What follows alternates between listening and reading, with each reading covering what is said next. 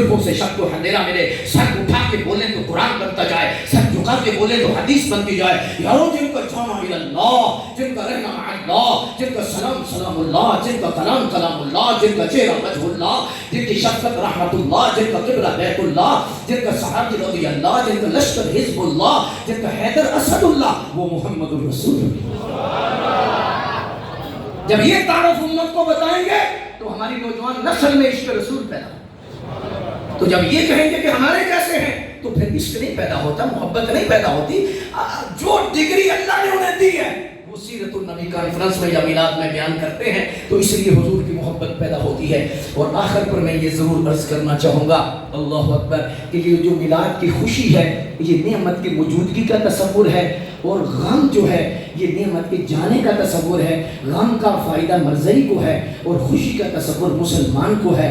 اگر کوئی غم کا مرزئی کہے کہ غم کرو حضور کا، تو ان سے پوچھو ہم کیوں غم کریں؟ آج کل نبی کون ہے؟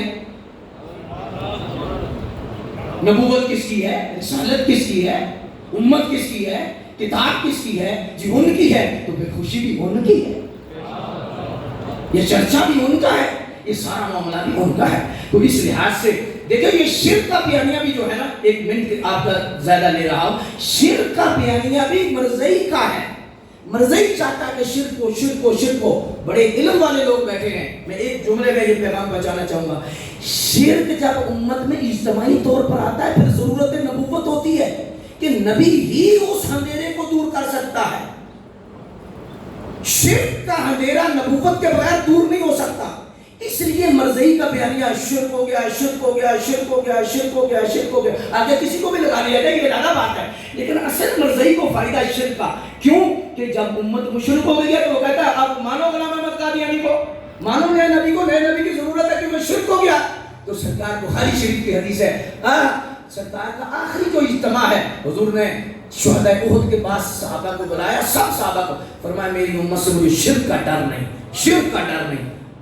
ہاں دنیا کی محبت آ جائے گی، موت کی نفرت آ جائے گی، لیکن یہ ہے کہ شرک نہیں ہوگا۔ اس میں صوفیاء اور محدثین نے لکھا شرک کا کیوں سرکار نے آخری خطبے میں کیوں فرمایا، ایک ایجنڈے پہ بات کی اور کوئی ہیوی بیماری آپ کی خدمت میں حاضر تھی، کوئی اور بات بھی نہیں کی، تو سرکار نے یہ شرک کا کیوں فرمایا؟ اس لیے کہ پہلی امتوں میں جب شرک ہوتا پھر نیا نبی آ جاتا، پھر شرک ہوتا پھر نیا نبی آتا، پھر شرک ہوتا پھر نیا نبی آتا، لیکن حضور ختم نبوت کا تاج پہن کے آئے تھے، جب دنیا سے جانے لگے فرمایا امت تسلی رکھنا اب شرک نہیں ہوگا۔ کیوں؟ نہ قیامت تک شرک ہوگا، نہ نیا نبی آئے، شرک نہیں ہو سکتا۔ تو شرک کا بیانیہ بھی مرزئی کو فائدہ دیتا ہے، مسلمان کو فائدہ نہیں دیتا، کیونکہ ضرورت نبوت کو ظاہر کرتا ہے۔